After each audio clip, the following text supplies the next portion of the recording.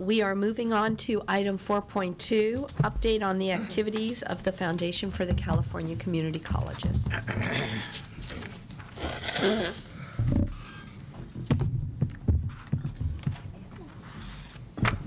Thank you for having me back again today. 3 times. We have a couple of things to cover, actually, because the next agenda item is also an item of focus, certainly for us, and I think for the entire system currently. First of all, an update on the activities of the foundation, and I believe that handed out and in your hands now are a couple of pieces of material that have been referenced in previous meetings and asked about, and I wanted to provide those to you. One is a very small leaflet of sorts regarding some of the price breaks that we've been able to negotiate with Microsoft and Adobe for software for students, faculty, and staff throughout our system. So anybody who is either employed or a student at a community college in California qualifies for these pricing opportunities, which of course are for software that many of our students need in order to complete their coursework. And so I wanted to make sure that that latest version was in your hands. You'll see that, for example, Creative Suite 5 Premium is a significant cost break over the standard retail prices listed on that flyer. Same with Office 10 and so forth. So that's an ongoing effort through our College Buys program, which we talked about, I think, earlier this year at one of our meetings to negotiate these pricing opportunities for our students, faculty, and staff. And I do want to underscore the fact that this is available to all faculty and all staff in our system, as well as all students. And I think that the percentage savings on these products is very important. But more importantly, it underscores the importance of when we act as a system, the power that we have as a system. The purchasing power, the negotiating power as a system is unparalleled by any other system in the country, and toward that end, partners like Microsoft and Adobe want to work with us and are willing to engage in these types of product discounts for us. A couple of other items real quickly. I did have the opportunity in May, and the reason I believe that I missed the last Board of Governors meeting was to address the Ohio Association of Community Colleges. Over a 2-day session, we met with all of the foundations in the community college system in Ohio, as well as the presidents, chancellors, and trustees in Ohio. And they are looking at, and then the second day I met with all of the chief business officers for the Ohio system, which serves about 300,000 students a year, a 23-college system, structured somewhat differently from California in many ways, but they are looking to California, as many other state systems are, in terms of our ability to do just what I just referenced, statewide purchasing programs, negotiated opportunities for the system, both institutions and individuals. And they're also looking at what we're doing certainly in our statewide fundraising efforts, developing scholarships, developing assistance for our local community college foundations, and reaching out to alumni through the Affinity product that we've talked about in the past as well. And I will say, too, that and most of you have seen this, I'm sure, the last issue of Affinity that was printed, we're in the process right now of the next issue, which will come out in September. But in the interim, many articles have been posted to the Affinity website, affinityonline.org. You'll see a number of different new features on that site, including alumni-related and program-related community college news, alumni features, a number of articles on programs and alumni, both well-known and not so well-known, from our system. In addition, we'll be introducing in the next couple of weeks a statewide archive of well-known alums from our system who many of our colleges have some semblance of that on their sites, but it's very, very disparate depending on which college we're talking about. This effort will be the first searchable database of well-known archived alumni from our system throughout the state, and will serve as a resource for all of our colleges and the college foundations in their both outreach efforts and publicity efforts. So that is coming very soon. Most recently, I was at 2 different early college high school graduations where I was asked to speak. One being New View Academy down in Nuevo, California, which is in Moreno Valley and attached to Moreno Valley College. And the second being the International Studies Learning Center, which is in South Los Angeles. And both those events gave me the opportunity to interact with the faculty and students in our early college programs, which are, as I think you all know, funded by the Gates Foundation, very exciting programs that we've been engaged in for a number of years now. And the International Studies Learning Center was the first cohort of students who actually started as sixth graders and are now graduating from high school with, in many cases, upwards of sophomore standing in college already achieved because of the work that they're doing concurrently in both college and high school courses. And again, these programs are focused on constituent bases, populations in communities where the idea of going to college is a novelty. The idea of having access to that possibility is somewhat of a novelty for many of these students. And the success rate that we've seen in these programs has been very, very exciting. And the Gates grants that we have concluded as of June 30th. So we're now looking at certainly ways to sustain the great work that has been achieved in these 23 sites that have received Gates funding over the last 6 years. And we're in the process also of compiling the final report to the Gates Foundation on this entire effort, this entire initiative in California. The Foundation for California Community Colleges was the lead intermediary in California for the Gates initiative, and there are, I believe, 6 other funded entities as well, all of whom we have worked with in various ways, but we are, with those 23 sites, the largest. And over the last several years, we've had the opportunity to really see what it means when we think about breaking down some of the barriers between the different levels of education and engaging in alternative means of delivering education to populations that need something different. And I think the New View example, which has been written about, in fact, I think in the first Affinity issue we wrote about it, and the International Studies Learning Center are both great examples of that work. And finally, I saw Dr. Nixon in the audience. I was at Mount San Antonio College recently for a very nicely done event that the foundation there put on, really kick-starting their initiative for the scholarship campaign. And the efforts at Mount San Antonio have already resulted in them raising about half of their total goal for the college, which, as you all know, is one of our more sizable colleges. Their overall goal for the campaign, they've announced, is about $1.5 million. Dr. Scott spoke at that event as well, and they've already exceeded $750,000 raised in new dollars toward the endowment in their efforts to date, and that's without having gone public per se. Excuse me. So now they have gone public, and they are engaging both their foundation board members and their trustees to really reach out to the community and engage them all in this effort to build student scholarships at a time when many students are, of course, unable to afford the costs of attendance. And I will remind everybody that these scholarships that we're talking about are above and beyond all other forms of aid. They are above and beyond the BOG waiver. They do not replace that by any stretch. They go toward textbooks, they go toward software, they go toward uniforms, they go toward the other direct costs of attendance that are not covered by many forms of financial aid. Also, the fall symposium, you all have a postcard for in front of you as a save the date.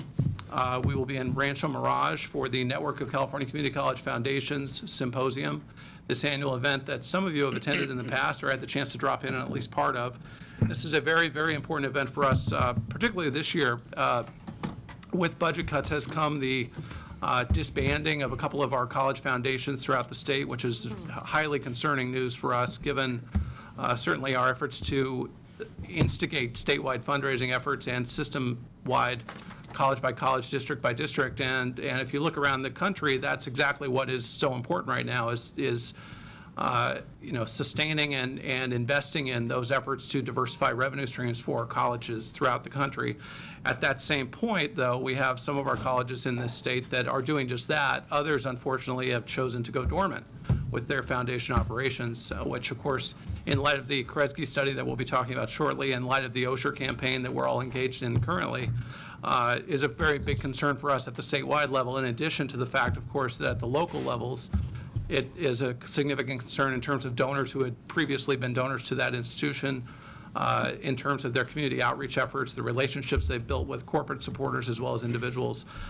So we're concerned that that is something that has happened at least in 3 different districts so far, and we're doing everything we can to advocate against that. Not that we are a lobbying organization by any stretch, but this is not a political issue. This is a fiscal and operational issue that is very, very important to our schools.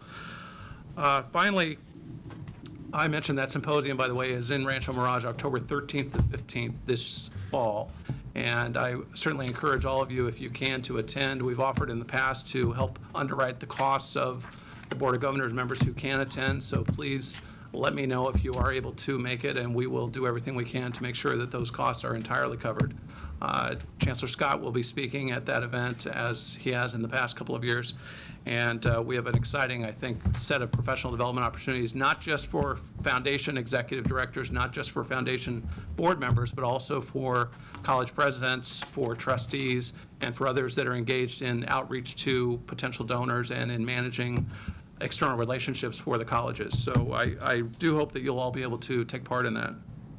And finally, I should mention that the Board of Directors meeting for the foundation will occur tomorrow as part of our joint session here today and tomorrow. We have, of course, the joint dinner tonight that I'm very much looking forward to, so that all of you will be able to interact with our board and vice versa. And of course, we have some crossover now with both Member Ramos and Member Reed holding both designations, and we're looking forward to the chance for everybody to interact tonight.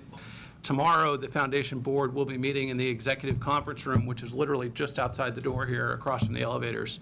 And of course, that is a public meeting, and any of you are welcome to drop in at any point during the day if you'd like to take a look at the agenda and see if there's an item that might have some particular interest to you. I welcome all of you to be there. It's one time when we are having it at a time and place where it's easy enough for you all to drop by, so we certainly welcome that. And finally, I would expect that you would like an update, as has been asked in the past, about where we are with our statewide endowment fundraising efforts.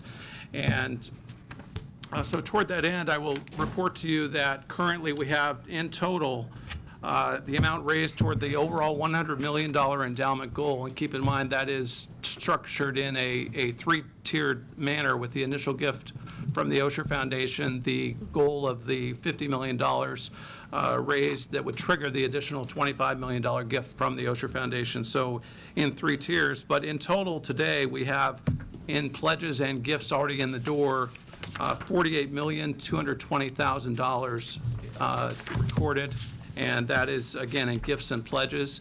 You have in front of you a chart that shows the dollars that are literally in the door already from each of our colleges throughout the state. So that number on that sheet does not add up to the total $48 million plus. That is the college by college goal progress. And that is gifts that have been received to date. So recent pledges, for example, are not included in those totals. But that is a snapshot, system-wide, college by college, of where we are. But I'm both happy and nervous to report that we have $48 million and change that has been raised to date, keeping in mind that 2 years ago at this time we had no endowment whatsoever. So this is, I think, despite the fact that we have a mountain still to climb, about $33 million to raise and triggering another 17 or so in matching dollars, we've created a $48 million endowment for community college students in perpetuity that will generate scholarships for the rest of our lifetimes and beyond that. And already this past fiscal year, this past academic year, 1,250 community college students throughout the state of California received $1,000 scholarships. So with that, this fall will be an even greater number because of those initial gifts that were received in the first year of the campaign. And of course, that number will continue to grow because the impact of the nearly $12 million that was raised this past fiscal year that just concluded June 30th will not be felt for yet another year. So we are making significant progress, I think. It's of course, the nervous part of that is that we have 11 and a half months yet remaining in the campaign. So we have a significant hole still to fill, but at the same time, I think certainly our system as a whole, this is a new idea. It's still 2 years later, it's a new concept to create a statewide centralized endowment that benefits every single college in the state. We are working with a number of prospective donors right now, both institutional donors and corporate donors, as well as a select few individuals. And more importantly, I think as well, we're working with colleges throughout the state of California, as we have been the last 2 years, to both enable their efforts and to really provide any assistance and resource we can to them. We've made between Carrie Wood, who's the Vice President for Resource Development at the Foundation, Jill Schofield, who's the Director of Public Relations for the Foundation, and I think we probably have a tally of over 100 visits to colleges over the past couple of years. Not to mention the statewide meetings or regional meetings that we've been engaged in. Again, trying to provide opportunity, trying to provide resource, and trying to provide education to the local college foundations and boards in their efforts, and letting them understand what we're doing as a statewide endowment campaign. So toward that end, again, we have about $51.7 million yet to raise. A portion of that, of course, is the matched dollars that would come from the Osher campaign. So In total, about 33 or so million that we have on our books that we need to circle the wagons and complete in the next 12 months. I will say that there are a couple of opportunities right now that are very significant in nature, and we're very excited about where those might lead us, and those could lead to the momentum that would push us to certainly a much higher percentage, but with that, we can never count it until it's in the door. So that's about all I'm going to say about that right now. But if anybody has any questions on that, I certainly am here to answer them, and Carrie and Jill are here as well. I should point out that Carrie has been our primary liaison with most of our major donors. Jill has been our primary liaison with all of our college foundations throughout the state. And although there's just 3 of us and parts of a couple of other people involved, we're a lean and mean team and trying to do everything we can, but we look to all of you. And I will point out in particular, since Member Ramos both joined this board and then most recently joined our board, he's been just a ball of fire in opening doors for us and leading us into meetings. You heard earlier about meetings that Chancellor Scott has been involved in, and there are others that are scheduled already, and some of the major funders, not just in California, but in the country, we're getting inroads with. And although the clock is ticking, as Mary Bitterman likes to tell me every time I speak with her, and then she always signs off with onward, ... That instigation is well placed, and I will say that we're really laying the groundwork for something that will far outlive this campaign. And these relationships with donors, with both institutions and corporate backers, and also with related projects like the capacity building study that the Kresge Foundation has funded. These are the building blocks for a long-term successful development program for our entire system. And so although the scholarship campaign is certainly the main focus right now, the lasting impact of this will go far beyond just scholarships into institutional awareness, into a statewide campaign for public awareness and support of the colleges. I think it dovetails very nicely with many of the other things that are happening in our system. And literally, there's never been a greater need than there is now for scholarships. So it's a good time to be talking about it despite the economy. Well, thank you for your report. Certainly. We do have a question from Vice President Himmelstein. Yeah, Paul, thank you. So just so that I understand, if nothing else happened, I think I heard you say we have a $48 million endowment that goes on forever. And of that 48, 25 comes from Osher. And so that means we've raised another, or you've raised another 23. Well, our system has raised those dollars. And I will say, too, that a portion of that comes from the Osher Foundation match that we have. About 1.8 million of that was from the first year of the Osher match. But okay, so 25 comes from Osher, the system, and you all have raised another 23, correct? And 13 of that, according to this, comes from the colleges. And so we got another 10 from somewhere? That's quite right. We have about $5 million in committed dollars from the Osher Foundation that matches the 10 that has been raised in fiscal year 10. Okay. And then there's another $2.1 million in pledges that has yet to be transferred but is on its way. And then we have additional funds of about $900,000 that have come directly as an unrestricted or semi-restricted gift to the foundation itself, and 12.4 from the colleges. Right. So the bottom line is, though, that you're very close to matching the original gift. Well, yes, I haven't really looked at it that way because my goal is bigger, but I appreciate that, you know, yes. it's tough. This is not easy stuff, so that's, it's nice, I know we got a long way to go. You immediately made us feel better. Yeah. Yes. It's noteworthy, I think, and you deserve some credit for that. Yes. Thank you. Any other comments? Member Ramos. Thank you. Well, Dr. Lanning, thank you for your very kind remarks. I want to commend you, and especially Carrie Wood, for her partnership so far in helping to really engage some of the funders that I have been able to help open doors up to. It is a tall order, but this is great news. I want to go along with Scott to say that while the mountain remains high, a lot has been done in a very short period of time with very limited capacity, and I think that's something that you should all feel good about. And I'm thrilled and happy and proud to be able to help in any way that I can going forward. I also want to say, in addition to that recognition, that I want to thank my colleagues on the Board of Governors who have responded to my squeals and appeals for more help from them individually, because as we all know, when we go out to many of these major donors, whether they're individuals or whether they're institutions, one of the questions that people frequently want to ask nowadays is, what is the commitment of the leadership of the institution that is making the ask, essentially? And they're not inclined to ask about the foundation board. They're inclined to ask about the leadership of the community college system. And that is why I think it's really imperative, where we can as individual members of the board, to step up and provide our own individual support, however large or small that may be. So I really want to thank the colleagues on the board for their responsiveness and their goodwill in that connection.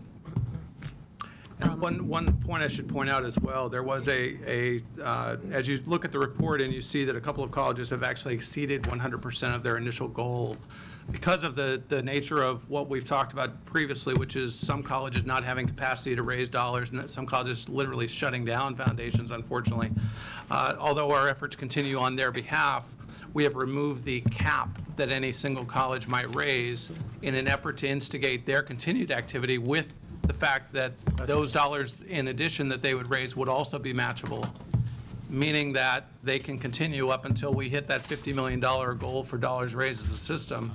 Any college can engage in that regardless of size and regardless of where they are today. So, for example, you see that Coastline, for example, is now at 105% of their goal. That 5% over goal will be matched 50%, just as the original dollars were, and that will continue with all of our colleges. Currently, we have 11 colleges that have reached their initial published goals that was based on FTES counts.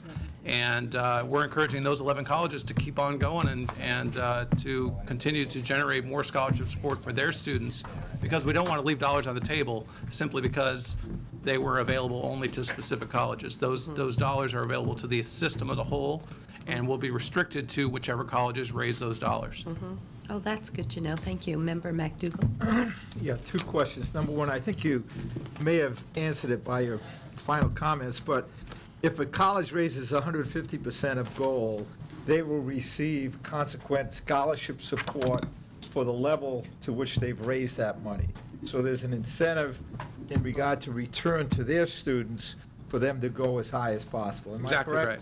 Mm-hmm. And that continues into the future as well. That's a Well, long-term. the matching dollars will stop as of June 30th of this fiscal year. No, but once the match is met, I mean, you would have, let's say you have $3 million in there for Allen Hancock College. They would get that scholarship support In perpetuity. in perpetuity. Yes, the endowment earnings will be distributed Yeah. college by college in perpetuity. Okay. And a minimum payout, by the way, of 5% on the endowment each year, regardless of market performance. And in fact, we can exceed that 5% if the market gets better. We can all hope for that. And the reality is, though, that that 5% is a guaranteed minimum that will be paid out per school. That's a tremendous incentive for a college. It really is. Not to mention the 50% matching dollars that they receive for every dollar they invest. Right. The second question was in regard to the number of colleges or districts that do not have a foundation. What is that number? I believe that at most recent count, and this is prior to a couple of shutting down, there were 92 college and district foundations. There are a couple that are district-wide and others that are college-specific. Right. And then in the case of Los Rios, they actually have both. But all told, there are around 90, and that would represent probably over 100 colleges in total, but not by any means 112. But pretty close. Close, but unfortunately receding a bit. San Jose Evergreen, as that last report had laid off that position and doesn't plan to refill it currently. Gavilan just went dormant with its foundation and let go of the staff member there. And one of the LACCD schools I know was dormant for a time, although signs are pointing up in the LA district, thankfully. Obviously, that's being the biggest district is our biggest number of dollars to raise as well. Okay, well, I had two comments. One, I'm just not sure all our board members know that they are eligible to Yes. participate in your collegebuy.org. Yes, and Of if you're course- not a district or college employee, you can work through the foundation and take advantage of it that way. We have an account as well for individuals like yourselves and foundation board members. All you need to do is drop me a note, and we will take care of it for you. Very enticing. And I was just going to mention that Member Reed and Member Ramos will be going in and out of our meeting at the end of tomorrow morning because they'll be doing their other Board of Director meeting at the same time. So we'll move on to item 4.3, report of the Kresge-funded capacity building assessment of California community colleges. Yes, and I promise after this I will not be back today. Only with good news. Yes, although you will see me at dinner with appetizers ready for you. The assessment of the revenue generating capacity of our system is indeed, of course, a true assessment of the revenue generating capacity of the largest system of higher education in the nation. And this study was something that literally is an outgrowth of the Osher gift that occurred, of course, a little over 2 years ago now, in the sense that before the Osher Foundation chose to invest its single largest gift in its history in the community college system in California, the single largest gift ever given to community colleges anywhere in this nation, there was not this momentum that we now are, I think, experiencing in terms of the philanthropic world and the interest that it is starting to have in the community colleges, both because of the workforce issues that we have in our economy and because of the capacity challenges that we have in terms of enrollment. This study was funded by the Kresge Foundation and came about as a result of a number of conversations over close to a year in terms of the Kresge Foundation's interest in what they could do in looking at a systematic change in our state. And so real quickly, I want to do an overview of who the Kresge Foundation is. And many of you may know of them, certainly. The Kresge Foundation is based in Troy, Michigan. They're a $2.8 billion private philanthropic foundation that has done a number of things, not just in the U.S., but throughout the world. And in fact, the study that they've engaged with us in California is modeled after a project with nonprofits in South Africa that they funded a couple of years ago in looking at the capacity building initiative that they could bring to bear in bringing those nonprofits in South Africa together to make systematic and substantial change in the communities there. They looked at the California community college system as a similar collection of opportunities and challenges for the population in California. And you'll see that the areas of interest that they focus upon certainly coalesce very nicely with what our colleges focus upon in terms of education.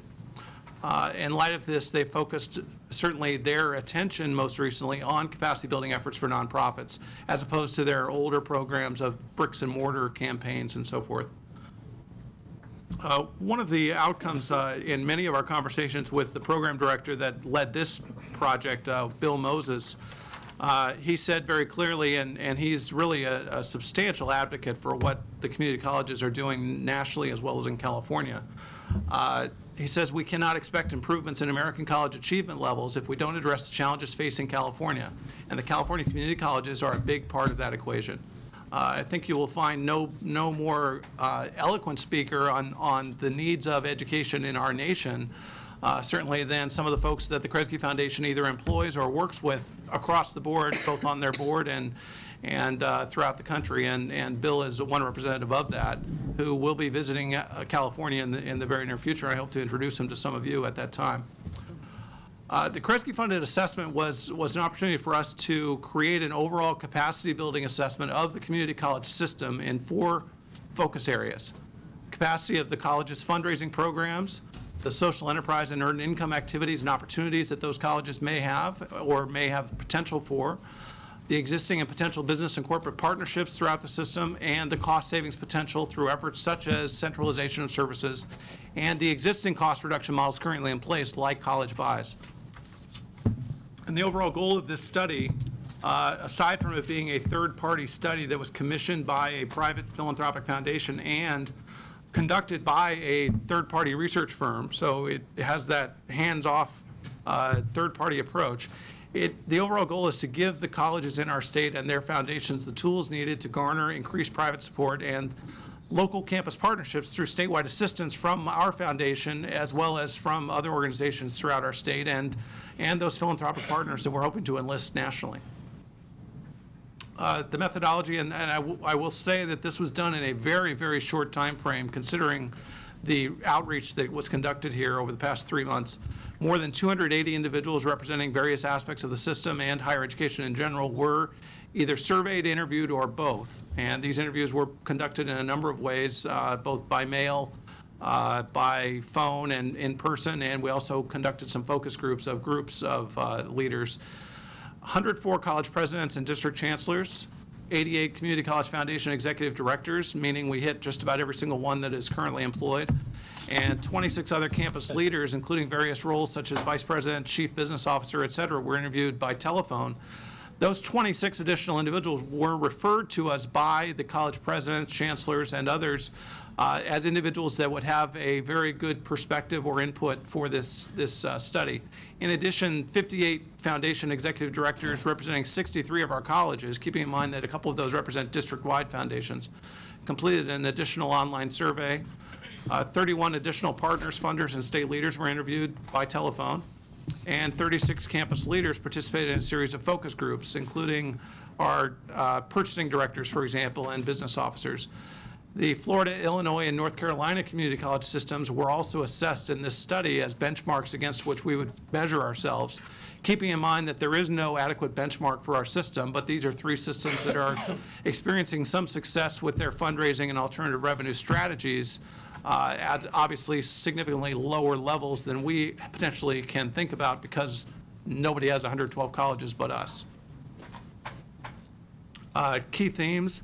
The need for increased capacity, and these are the themes from the findings of the study. There is certainly a need, and I think many of us could have probably written this study before it was conducted, but the reality is a third-party conduction of this study helps us in terms of talking to state and national funders.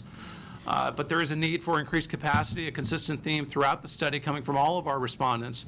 There's a lack of staffing and resources for fundraising being dedicated at specific colleges and districts throughout the state, and that obviously traces back not just to budget issues, but also much more historically, it traces back to a lack of focus on that activity in the community college system.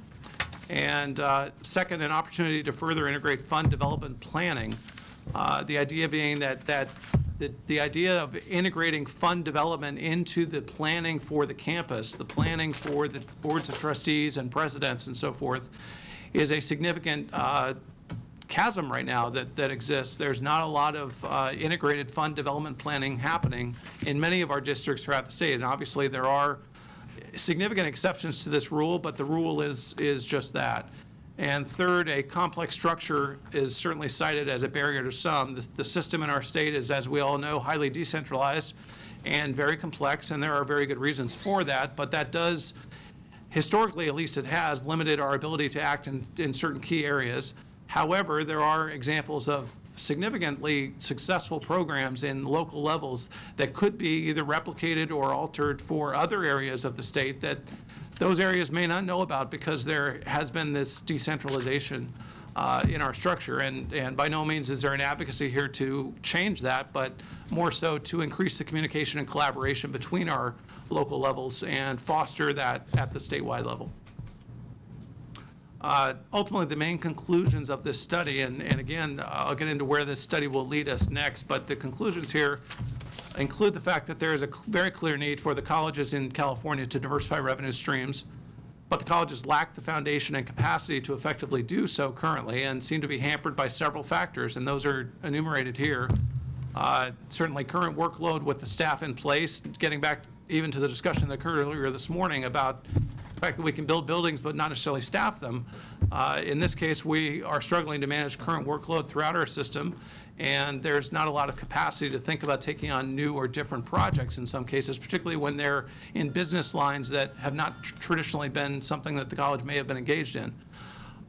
Second, there's a severe lack of staffing capacity at the foundation or the equivalent of it in external relations in general at the colleges. There, in some cases, is simply no staff that is charged with fundraising for that community college.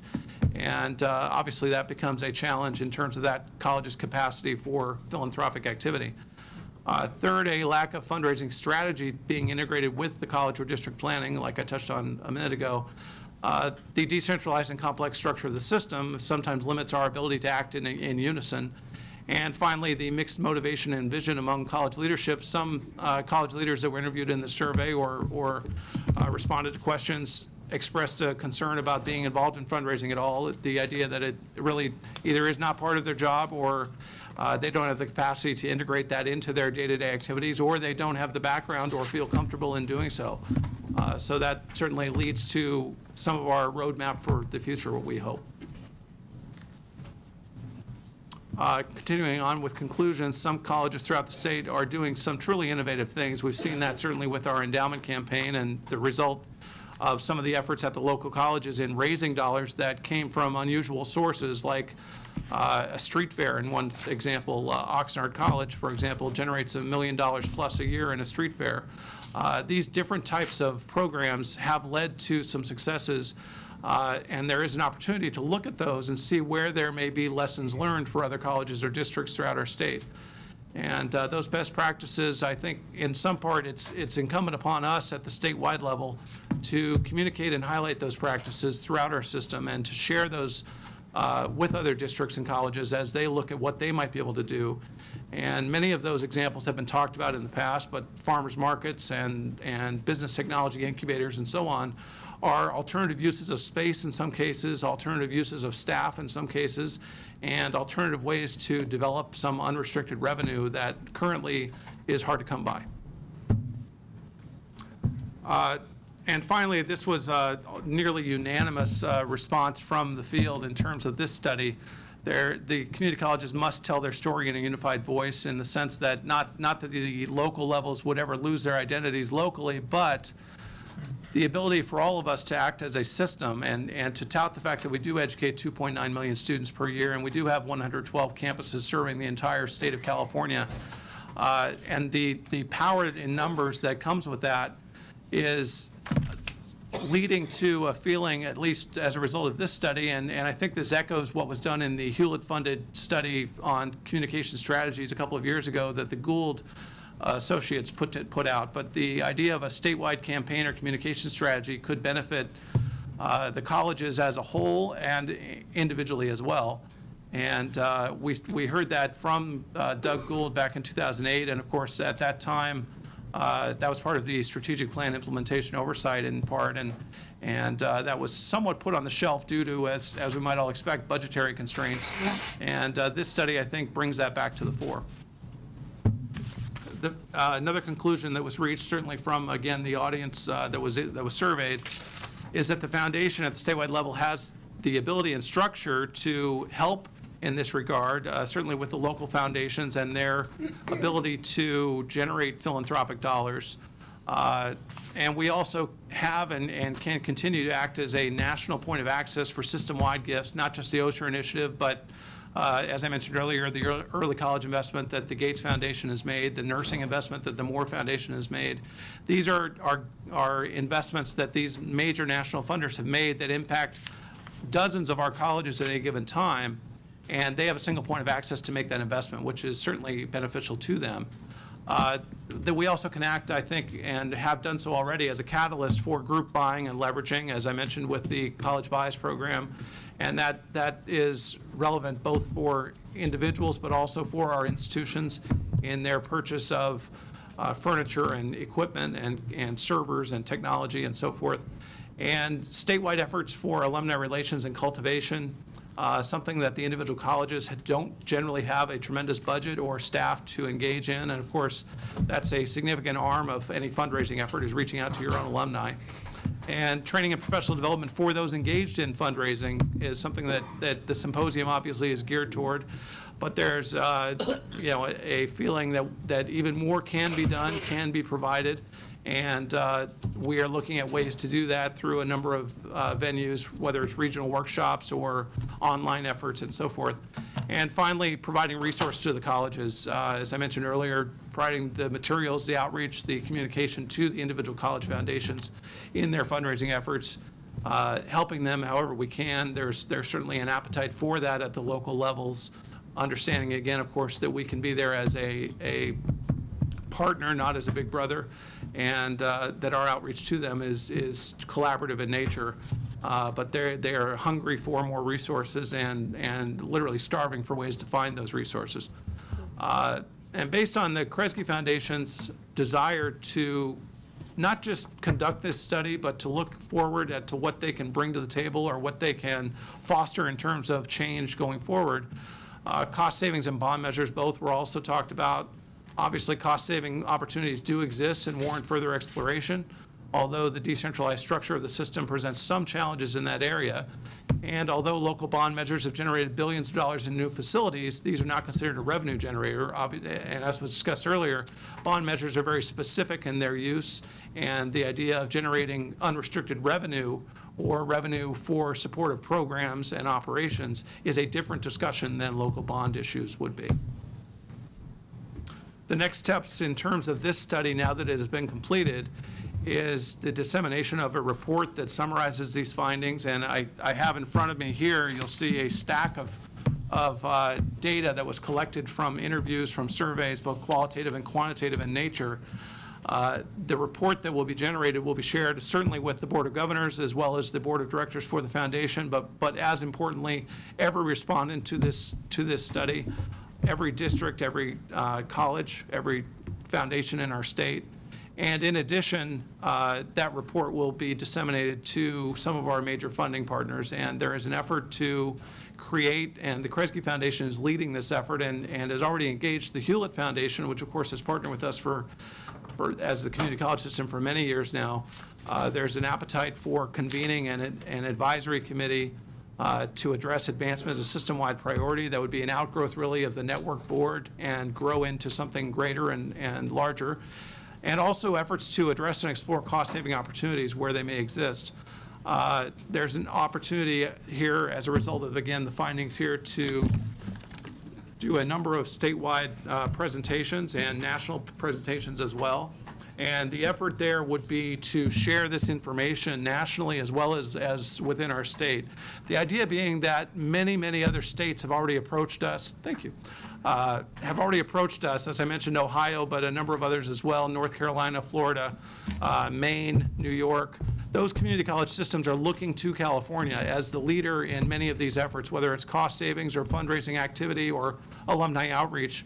They're looking to us because we are the largest system, but also because they've heard of the Osher gift, they've heard of other things that California is doing, and they're anxious to see the results of this study. So with that, we have a number of opportunities here to, as somebody mentioned earlier today, the excitement about California being looked to as a leader. In this case, in this advancement study, California is again being looked to as a leader, and we have an opportunity to educate not only our own constituents and the funders throughout the country that could help us, but also to take a lead in community colleges nationally in terms of the advancement efforts that they're engaged in. Ultimately, the gathering of funders for a panel discussion is the next immediate step that is of consequence in terms of our fundraising or revenue diversification efforts. And again, the Hewlett and Kresge Foundations have expressed interest in convening that panel. And that would be a panel that we would be inviting some of the major national funding sources that you all have certainly heard of and engaged with in the past, bring them together in a think tank fashion to talk about what we can do in California and how those national philanthropic partners could help us. And finally, of course, we will seek additional support for further actions, such as the development of statewide models and training for earned income and social venture strategies, as well as for traditional philanthropic fundraising activity. And our goal, of course, is to look for ways to continue to provide or to grow the opportunity to provide the tools and resources for growing individual colleges' capacity throughout the state. And certainly the fundraising infrastructure I referenced earlier is a key part of that. If they don't have anybody working in that job, we can't educate them, and we can't reach out to them, and we can't provide them with the dual tools that they need to succeed. So our hope is that we can foster growth in staffing or sustain the staff that's in place now and try to avert some of the downsizing that has occurred recently. And in a very short term, because I know that we have a tight schedule today, that is a broad level overview of the findings in this study. As I said, there will be a both a full written report and an executive summary that will be published by September 1. So that will be shared with all of you via print and electronic delivery. And we look forward to that being something that is grist for the mill going forward. But just as importantly, I think, will be certainly the dissemination of that material to those major funders that we talked about, and the idea that they now have an independently commissioned third-party study conducted both qualitatively and quantitatively of our system and its both opportunities and capacity and the challenges that we have. And they are looking now at us as possibly a model that would be something they may see fit to invest in as a model that could be replicated nationally in other states throughout the country. So I will tell you that I wish I had had this done before the OSHR campaign launched, but the reality is that the OSHR campaign launched this, and this is a palpable, significant outcome of that endowment campaign. So all of these efforts are tied together. I think certainly the alumni outreach activities, the Gould report that was completed a couple of years ago, the OSHR announcement, all of these pieces of the puzzle are starting now to fall into place. Here we are in 2010, looking at where we're headed. We're seeing those pieces start to fit together as a puzzle. And with that, we're getting attention now from some major national organizations and statewide organizations that were not terribly aware of us as an organization or as a system just a couple of years ago. Thank you. Any comments or questions? Member Reed. I'd like to follow up on a question that Peter had raised to you, because I think that this is an important issue. If I'm correct, my assumption is that when we talked about having 90 foundations within a system that has 112 colleges, but the truth of the matter is only about 1/3 of them, is that correct, Paul, that really have a foundation director and are operating as a full-fledged foundation, that many of our foundations are perhaps operated or directed by a secretary in someone's office or the like? I mean, we have a lot of work to do there, don't we?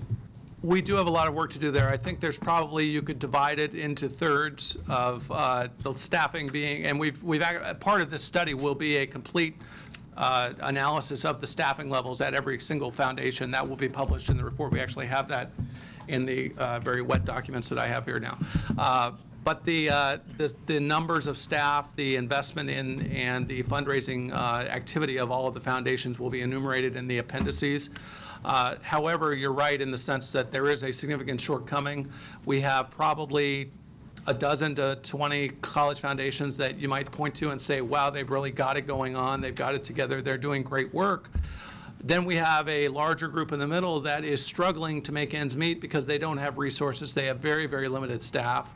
They are, in some cases, 1.5 employees, in some cases 1 employee. And then we have that next tier below that is either an empty chair, or it's a part-time person, or it's that secretary that's keeping the books. And when I say keeping the books, I mean on an Excel spreadsheet. The alumni records are in a shoebox on note cards. And that still exists as well. And I think, pieces of that are changing. But at the same time, it's very, very concerning to me that as we're making progress with some of those schools that have been slow to adopt or slow to invest, we're then turning around and seeing some of our larger or more successful historically foundations or districts start to step back from this activity because of budget constraints. And of course, this is the very time when you have to not do that. This is the time to be communicating with potential donors or past donors. It's the time to foster relationships and cultivate those opportunities for the future, because in down times, people remember the people that were there for them. So it's very important for us to continue to bang that drum and talk about the fact that our colleges have to be talking to their constituents in this time. Not just because the need is great now, but because the need will always be there. And when conditions improve in the economy for those prospective supporters, you can't be Johnny-come-lately and say, well, now we're going to start fundraising because now we know you have money. It has to be an ongoing cultivation of a real personal relationship with all of your constituents.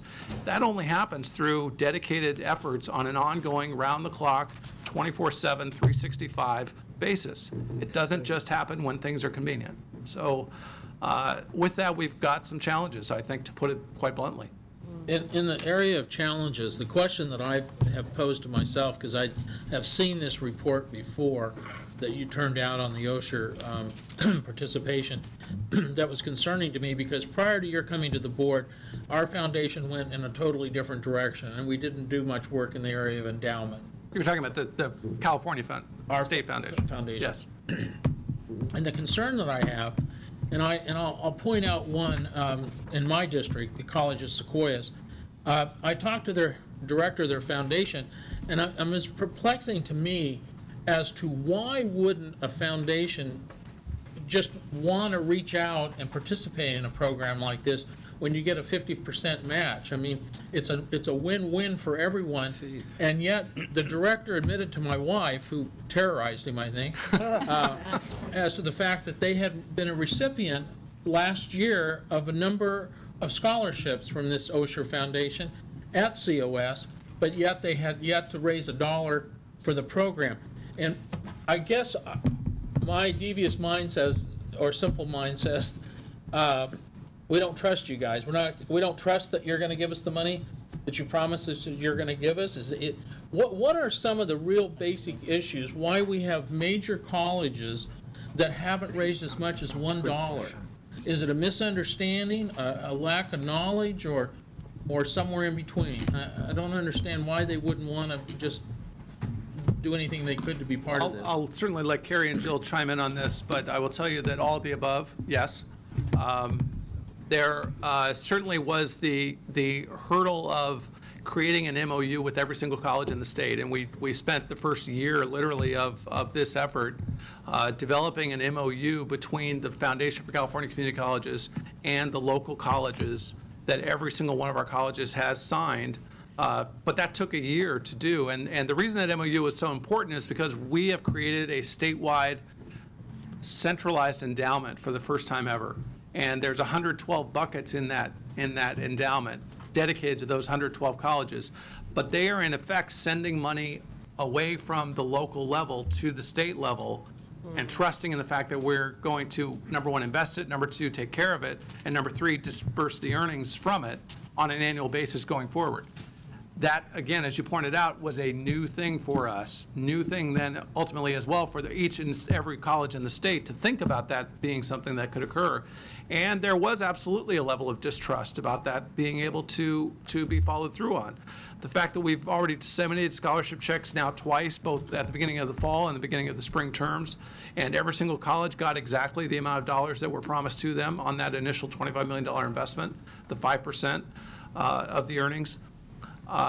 Has certainly assuaged some of those fears, but there is in some pockets throughout the state, depending on the politics of the local foundation board or the locally elected trustee board, in some cases there is still a concern about sending money up to Sacramento. Understanding, of course, that every foundation invests its funds with a financial advisor of some sort, a fund manager somewhere, somehow. We do the same thing. It's monitored by J.P. Morgan Chase, and we have a statewide investment advisory committee of which you've been a member. So we have actually the diligence that exceeds any local foundation's diligence, I think, in many ways. But the other piece of that puzzle, though, is that these local foundations live off a piece of the earnings of their endowments. When you send the money to us, you don't get anything back for operations. And so what we've encouraged them to think about with their donors is the ability to split the gift in some way, or not write off the idea that your students still need support. And we understand that the only way many of these foundations are operating is through their own earnings, because the district or college is not investing in their operations, not paying for salaries, not paying for office support. So they're deriving a percentage off their endowments that funds their annual operations. Anything they raise for this endowment, they don't get that piece. So unless they invest a piece of it locally that wouldn't count toward the endowment, and that's for operations, they don't see those potential dollars. That said, the 50% value of that additional gift in terms of what it means to the students that they serve is unparalleled anywhere, and not just in our system, but anywhere in the country right now. There's not another opportunity like that of this magnitude anywhere. And this gets back to the idea that not just our colleges, but our foundations have to look at how they can diversify revenue and not rely simply on endowment gifts and the interest derived from those gifts to fund their operations. They also have to look at other means of supporting themselves and hopefully strengthen the ties that bind them to the districts and colleges. Chancellor Scott had a comment. I think I've thought about this some, and I've thought of two reasons, and I think the first reason you made very clear, and that is they don't realize fully how well protected the monies that come up here are. I had one college with whom I'd had a relationship call me, and I was able to allay their fears, because one of them said to me, well, how do we know that the legislature might not take that money? And I tried to point out, the legislature doesn't have anything to do with the foundation, and there's no way the legislature could take away that money. But that just shows you one of those fears, a lack of explanation. The second thing that I think we've got to constantly get across, and I'm sure you do, is that 50% increase. Colleges raise maybe $100,000 for scholarships, and they don't immediately realize that now, with just a change, it's now $150,000 in scholarships. And frankly, most of those colleges that raise money for scholarships, they don't get to take any of the income from those scholarships, in most cases, and use it for their own operation. So anyway, but I hear that we still have a selling job to do. We still have to, inevitably colleges, when you stop to think about it, let's say they raised $100,000 for scholarships, and it's going to be endowed scholarships. They normally invest that in a local bank or someplace like that. Sometimes those individuals sit on the foundation board. And so you got to overcome that natural inclination to invest those dollars locally. But I don't think there's any local bank that's going to give them a 50% jump in their income. Or a guaranteed 5% payout. Yeah, or guaranteed 5% payout. So I can guarantee that J.P. Morgan, isn't that the firm? Yes. Is better than most local bankers. So, but some way, I agree that we've got to get the message out, and it's the decentralized nature of this thing, where you've got 112 colleges, and all of them have all kinds of reasons going. But that was one that I had a personal experience with, that I was just kind of flabbergasted by, that they would think that the legislature or that Sacramento could take that money. But there was actually that fear. And once I said, why, no, it's not that at all. And after all, I'd been part of the legislature, so fortunately they took my word for it. But that just shows you that there's still some resistance out there at the local level. And so we've got to overcome that. But once it's overcome, 50% increase and 5% guaranteed return, they won't be able to reproduce that at a local level.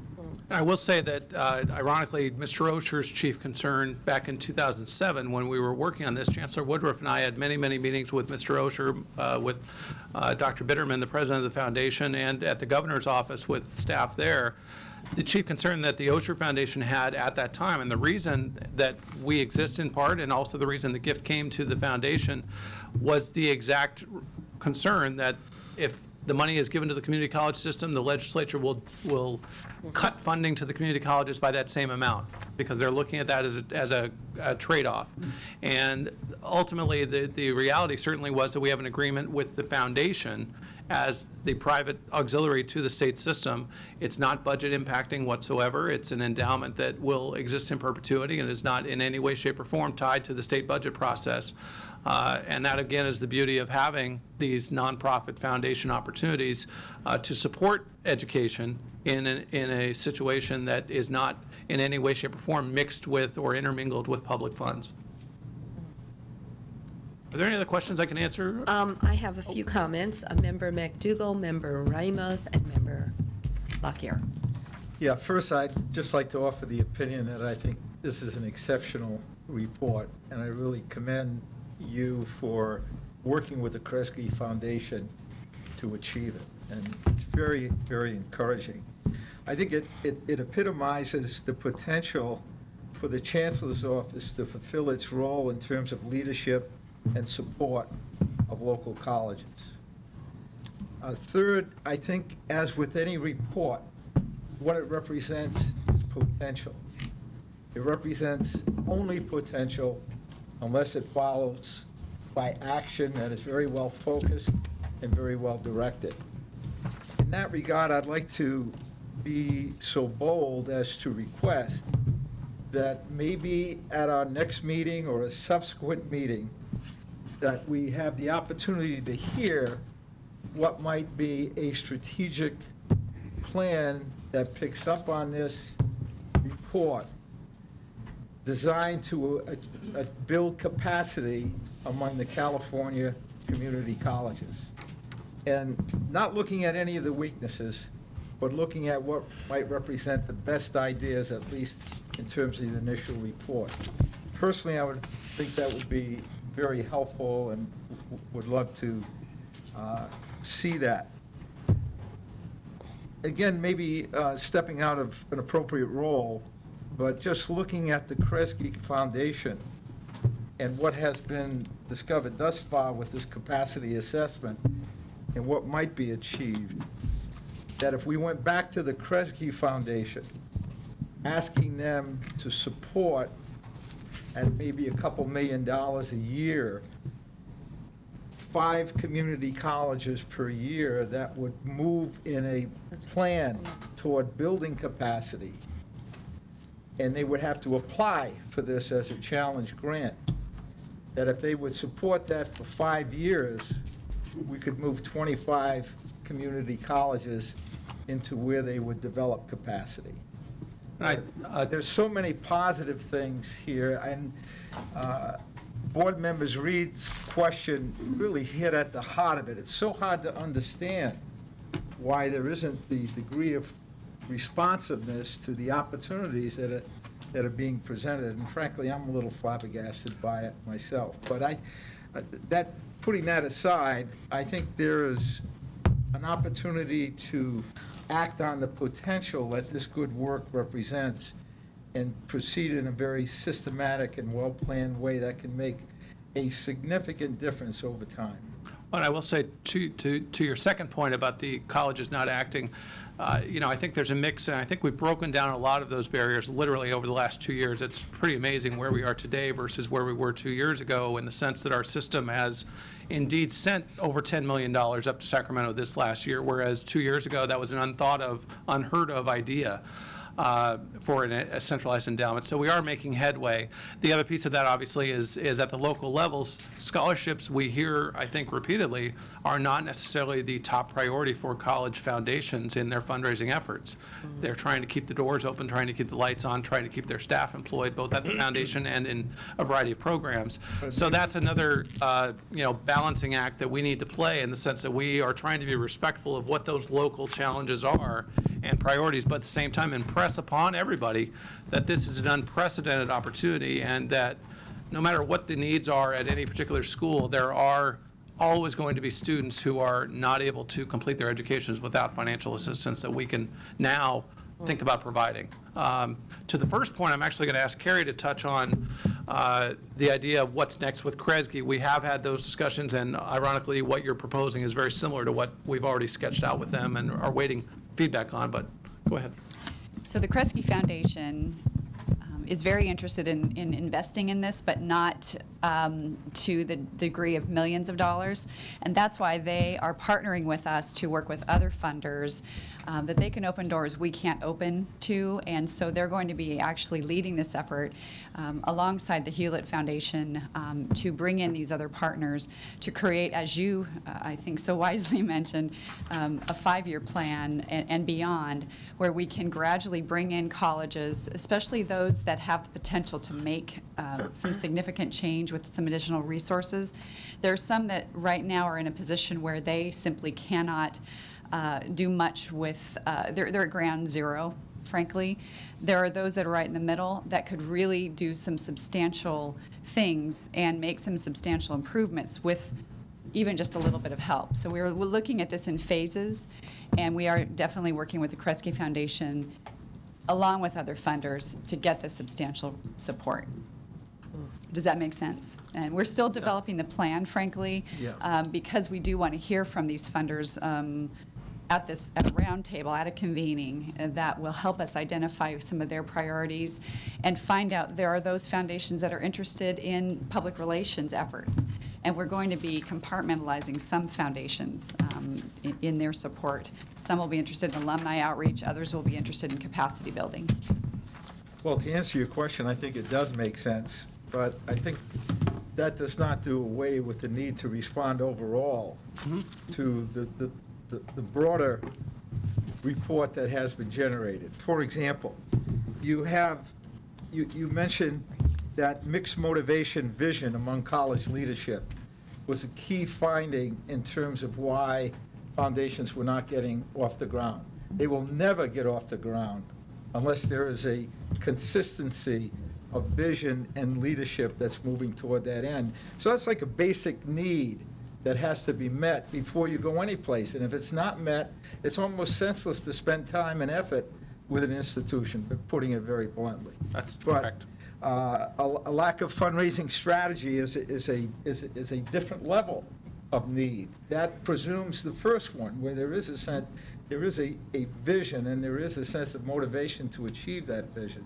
So I think I think the specific action is extremely important, but I think there's a broader action that needs to follow from the report about how capacity can be built from your perspective and knowledge of the colleges. Well, and I think there's pieces of that we can instigate without a major investment, in the sense that we already have built the tools and resources, the infrastructure, both on our staff and in our electronic and print communication efforts, where we can foster those discussions and disseminate the best practices and the case examples and so on to audiences throughout our state, the presidents, the trustees, and so on, and do so in ways that have not been done previously. And I think shining the spotlight on those opportunities and successes is a piece of that puzzle, and we need to continue with that.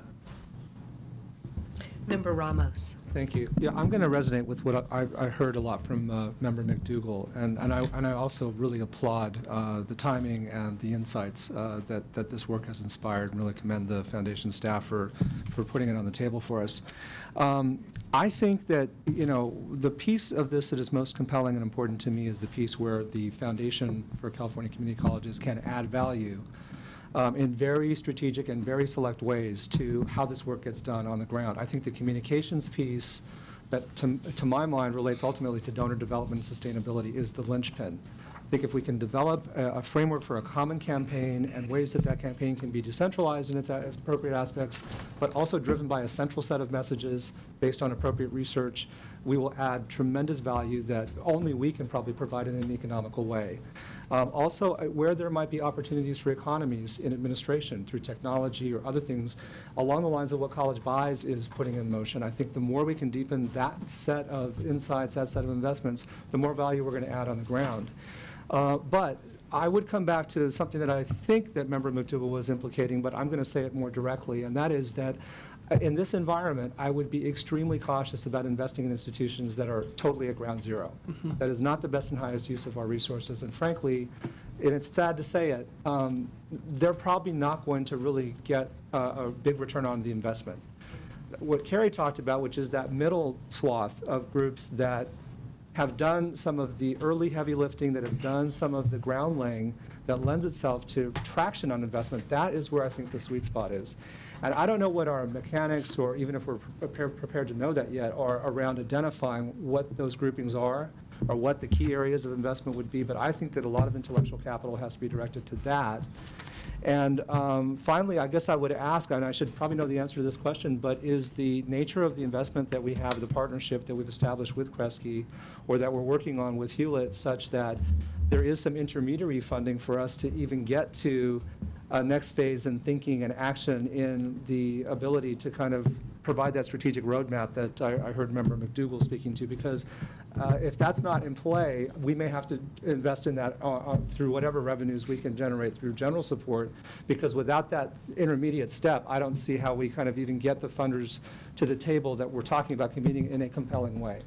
And I think that's an excellent point. And toward that end, the Kresge and Hewlett discussions have entailed the discussion of sponsorship of that convening of not just funders, but also system leaders and others, and that they're targeting for this fall. So we're talking about a pretty quick timetable for that to occur, and I think that's critical because we don't want this to sit on a shelf and gather dust. We don't have the time or the ability to let that happen. So with that, that's the first step. The point about those that we would invest in and those that we might not at this point, I think part of the reason for removing the cap on the endowment goals per school is exactly that. I want to incent the schools that are doing well and show them they can do more. One of the exciting things that's happened in regard to some of the foundation visits or outreach that we've conducted is seeing where there are things that are happening that are exciting. I visited Taft College, and of course they were honored this morning for an unrelated program, but the spirit of entrepreneurialism, the spirit of innovation that is in place at Taft right now stretches to their foundation, and in fact they had a relatively dormant foundation until last year and have just hired for the first time in some time a full-time executive director for that organization. This is a small college, very small college with a small goal, but they already have commitments in place now in the space of 7 months to say that by next June, they will have met and possibly exceeded the OSHA match as a result of just a simple investment by a president and a leadership team that he has in place there, saying this foundation is important and our outreach into the Taft community is important. And of course, the Taft community is not exactly a wealthy location, but surrounded by 3 of the largest oil fields in the world. So they have this amazing dichotomy of populations there. But untapped possibilities there as well. And they're looking at new innovative technologies. They're looking at new and innovative workforce preparation programs, green technology focused. And they're also looking at how they provide for the students who in their area are destitute. And this was too good a deal, as Chancellor Scott mentioned, this was too good a deal for them to pass up. And they understood that. And so it's investing in those operations, as I mentioned, the Oxnards and the coastlines and so on, those that have already shown that they have some things happening and we can push them to that next level. That's a lot better than chasing your tail with an organization that has no staff. Thank you. Board Member Lockyer, then Perez, then Thomas. The example that you just gave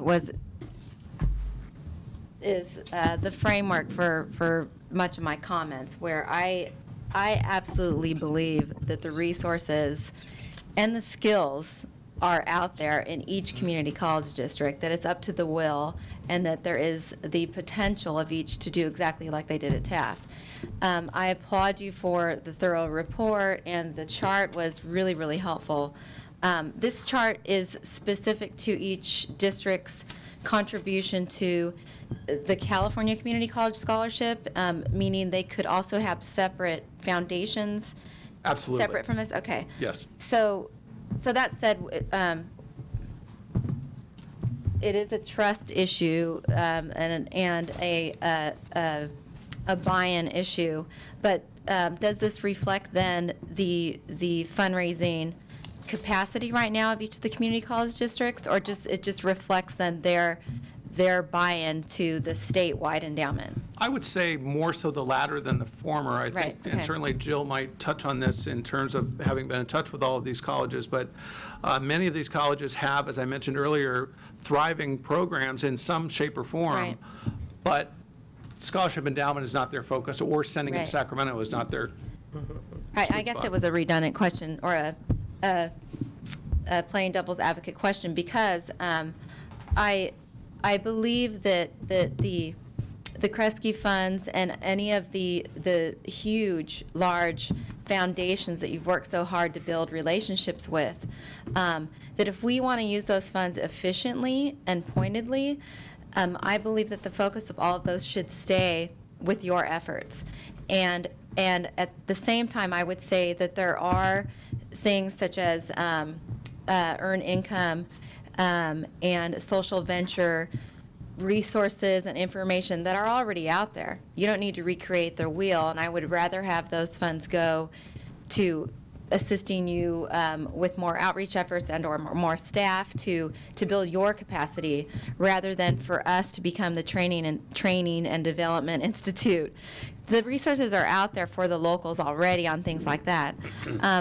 Also, the same goes with us looking to fund local staff at each of the local community college districts. Granted, that is a need, and I do think it needs to be a priority, but I think that this situation is an opportunity for us as the state board, knowing we have this great staff, we've been able to establish great national, large foundation relationships, and they're doing phenomenally. I think it's really up to the local trustees and the local communities to be engaged. That said, I know you've experienced different settings. I think each of us could think of our own regions and or different community colleges where there are corporate entities based and or it's more local. It's local, and it's small donation and or a chunk of a donation, a large donation and or small that you know brought together led to some of them getting to $300,000, which is significant when you put it all together. So that said, I would encourage each of us to, maybe with the chancellor, to send a letter to our local community college trustees, but more than that, to the local corporate entities in the region. For example, in the Alameda County, through the work that I do for the Family Justice Center, I mean, there's the Chevron, the Clorox, the Safeways, Verizons. I could go on. And when it's the local trustee and or Board of Governors trustee with a local trustee that's sending a letter to those local people to say, this community college is training your future workforce, that resonates with people, I think, more than if we give a report a year from now and we use that $1 million to do that. I think it's really up to us to empower the locals to step forward.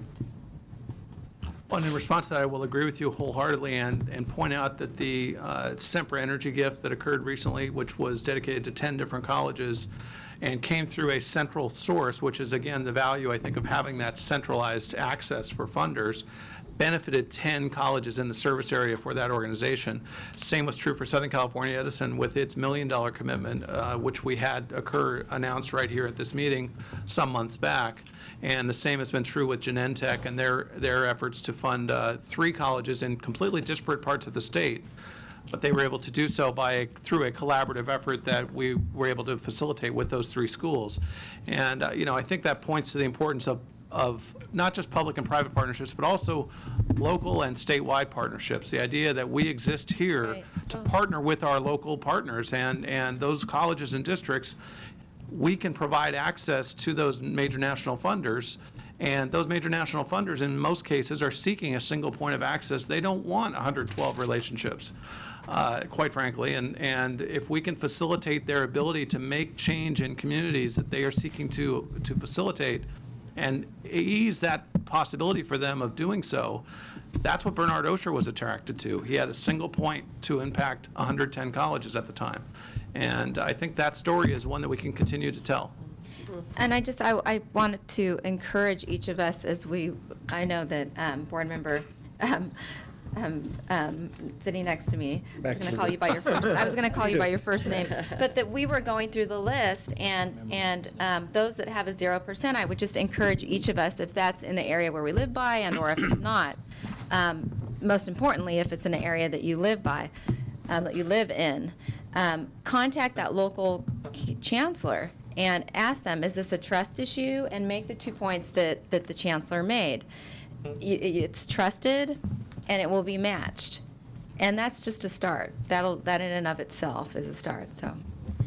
when I've asked my colleges, one said, we're going to send it all in at the end, on the very last day.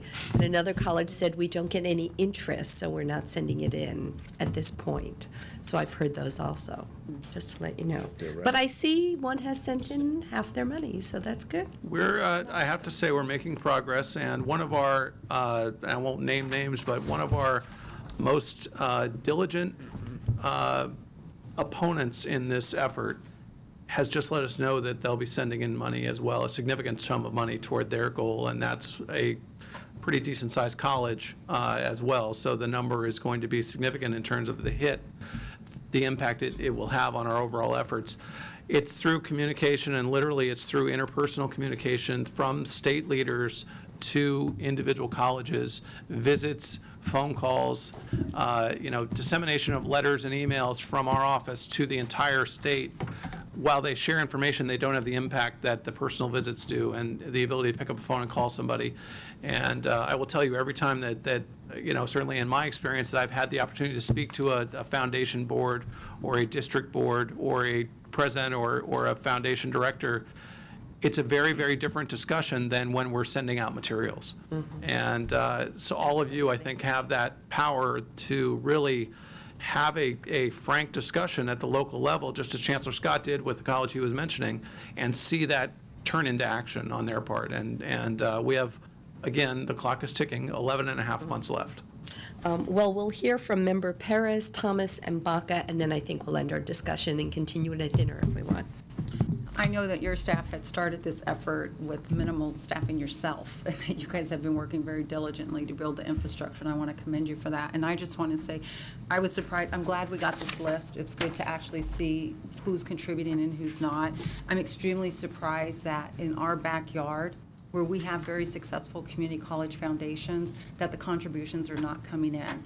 So if there's something I can do to go to the board meetings with you to have an effort, I want to reach out and do that with you. I know a lot of the local board members. I'd be more than willing. I think we need to go to those board meetings. I don't want to send a letter.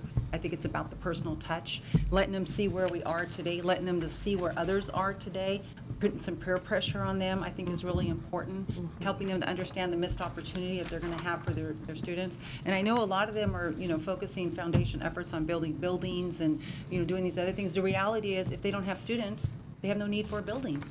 So, it's kind of like a core foundation there. So if there's anything I can do to help you guys, I want to do that. I'm sure Barbara would partner with me on that as well. But if there's something we can do here locally, not something, I want to reach out with you guys. So let's put a plan together on what we can do together. We appreciate that. Certainly Los Rios is one of the areas that we need some help. Absolutely.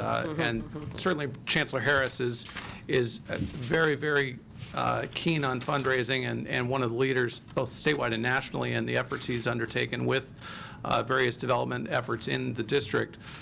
So I think we have a firm backer in him as well, and I think maybe an approach like you're describing would be very, very impactful. I did a similar meeting with the boards of a couple of colleges down south that were not engaged, and they had never met each other, much less met with the State Foundation, and that presentation went extremely well, and they were very excited by the time we left. And I think to that point, if we can facilitate that with your involvement, that would be very, very valuable. Great. Member Thomas? Thank you. My comment ties in quite well with the comment that President Mallieu made regarding the lack of colleges sending money forward, and I just wondered if you had a sense of the level or the amount of local foundations that are maybe have raised funds, but they're holding on to those funds until the 11th hour before they send them forward, more not so much as a trust issue, but as a strategy to maximize the funding locally, at least to collect interest while they can or something. Do you have a sense of where that might be? Are you looking for numbers? Because I could tell you, I high, would say low, that there not are much, lots. Yeah, there are about 11 colleges right now who have basically let us know that they just don't have the resources or the buy-in from their board to engage. Then there's probably another 25% that I think fall into the category you just mentioned, that they're holding on. They want to send money in, but they won't be doing it until probably toward the end. And that includes, I will point out, as Dr. Malumet alluded to in her comments, a couple of our larger schools are in that category. It's unfortunate that we can't count that in these reports, and we don't know what those numbers are particularly. My hope is that we have a windfall next June. Well, I'm a little more nervous because we heard on the news that President Clinton said that only 10% of the people that promised money to Haiti have actually sent it, so you can't count it until you have it. That's exactly right. Absolutely appropriate. Member Baca. I don't think this was discussed. I walked out for a couple minutes, but something that Member Davis Lockyer said triggered question. And you know, in terms of those colleges in particular that have not contributed, how much of that is maybe a reluctance to transfer their scholarship fundraising efforts, and many of them have fairly significant efforts, a lack of willingness to transfer it because it takes away some of the focus that they may have in terms of their own scholarship awarding? Well, I will say that one of the things that we've had the good fortune of working with the Osher Foundation on is the fact that we don't change that prospect at all at the local level. These scholarships are awarded locally. They are selected by local financial aid offices, and the donors who contribute to this fund can be recognized just as they would be if the funds remained local. Okay, so they could still be recognized to, let's say, nursing. Yes. You know, number one Discipline nursing specific, student of the year. location specific, you name it. Do colleges recognize that? Is there any other Increasingly. criteria maybe that might be set there that they're maybe believing is there and may not be, or they may believe that they're putting into a fund that's going to highlight the Oshers as opposed to? Well, that's been a consideration of, obviously, and we've wrestled with that the last couple of years, just simply in educating folks that the entire endowment program is, every student who receives a scholarship out of this endowment is known as an Osher Scholar. However, every recipient, individually speaking, we can have the Chevron Scholar, we can have the Southern California Edison Scholar, the Sempra Energy Scholar, and we in fact do now as a result of gifts at local colleges toward this endowment that again are leveraged by Osher dollars 50%. So the value of that scholarship is basically a third of that scholarship. For every scholarship that's awarded comes from the Osher Foundation. However, the name remains with the local donor. So the naming of that scholarship and the award process is all done at the local level. We do not by any means detract from that. And again, I'm just wondering how aware colleges are. I think honestly, and I don't mean to sound flippant, we probably would have 112 different answers. But the reality is I think we've certainly assuaged that to great extent over the last year, in particular since the first awards have gone out. And the understanding that it is a local process, that it does go through the local financial aid office, and the application process is at the local college. I think that, you know, the proof is in the pudding, and the fact now is we've cooked the pudding and it's out there, and we're preparing to send out that second year's set of scholarships next month. So that has been the biggest hurdle in terms of you know, understanding how this works.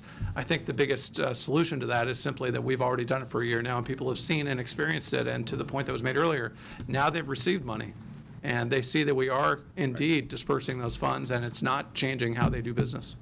Great. Well, thank you for the capacity building discussion. Certainly. Yes, thank you for your report, and I know our board is just excited to hear about the system budget and legislation, but I think a 10-minute break would be good. Thank you very much, everybody.